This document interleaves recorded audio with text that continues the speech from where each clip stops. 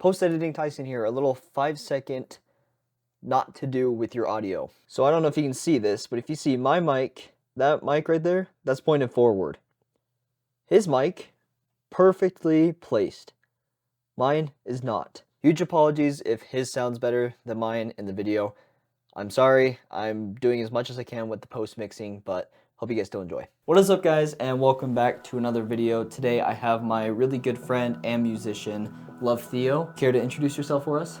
Hey guys, I'm Love Theo. I make music locally. I like make indie music and I enjoy it.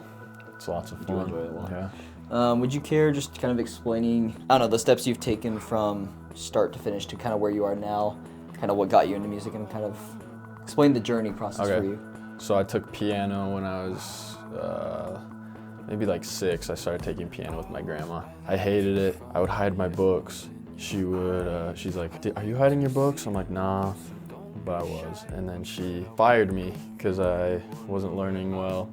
Your teacher fired you? Yeah, my grandma. Nice. And then after that, I picked up piano on my own, started playing songs I wanted to play, and it just opened up this whole world for me, just learning a different way. So I then got a guitar for Christmas, started writing songs, and a couple years later, I got into producing music, and I produced all my stuff, started releasing it right at the end of high school, and I've been doing that whole thing, the social media thing, for the last 3-ish years. 3 years? Yeah. Yeah, because senior year of high school, right? 3 years it's been. It's not just this instant journey you've had so far. What have been kind of the ups and downs so far for you in terms of either making music, like social media content, like just kind of your career in general? It's taken a lot of discipline to stay consistent, but when it comes down to it, I've enjoyed all of it, you know, the ups and the downs. It's hard to, when you get too close to it, you see, oh man, my numbers aren't doing good. You just gotta disconnect from that, you know, and enjoy what you're actually doing, the art form of it and stuff. Sure. I like what you said, falling in love with it, Yeah. and ignoring the numbers, because me personally, I am a huge guilty person of doing that.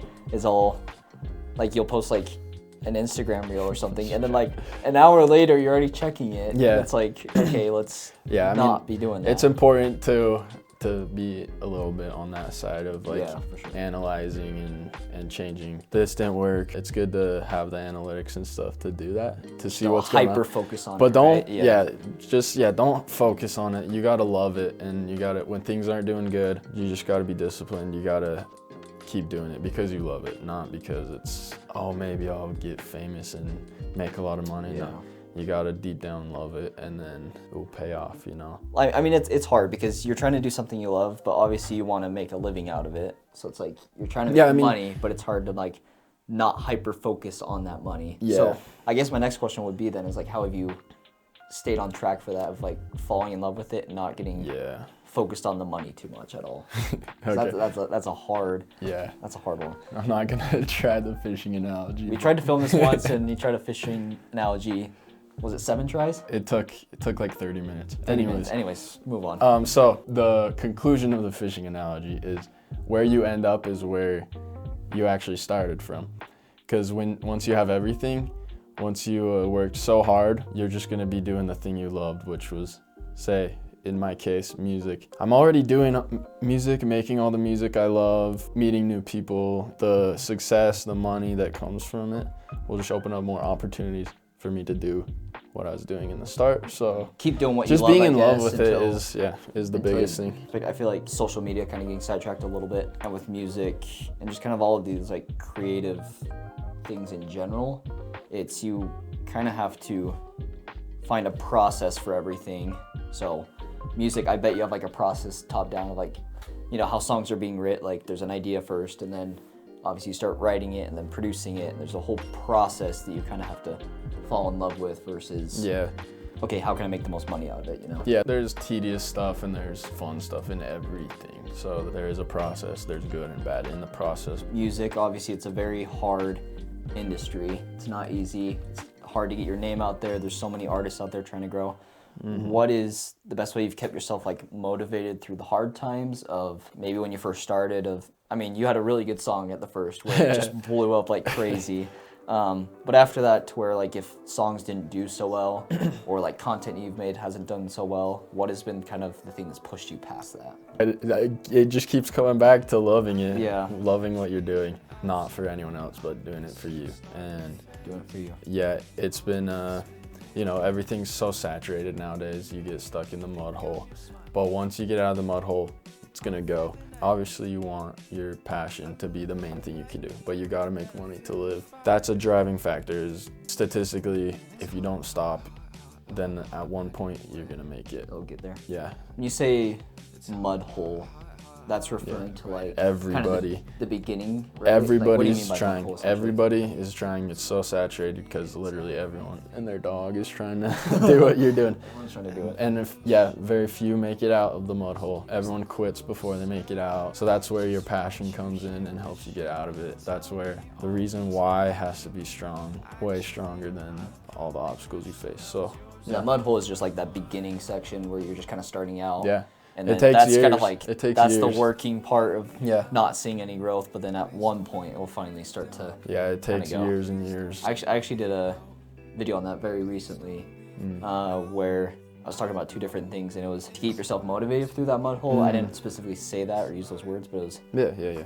finding like motivation and loving it, and being smart about like how much you're working. Not working so hard that you're just gonna burn yourself out, right? But then also keeping that like balance in your life. Yeah, you do have to find a balance. So I feel like see. you're a really good example of balance, because I don't know, we've hung out a couple times, like just have a lot going on in your life to where it's almost essential to have like that nice balance. Like I see you at the gym a couple times. Yeah, kind of. yeah. You gotta have balance. You gotta enjoy where you're at. And if you just died tomorrow, did you enjoy your whole life?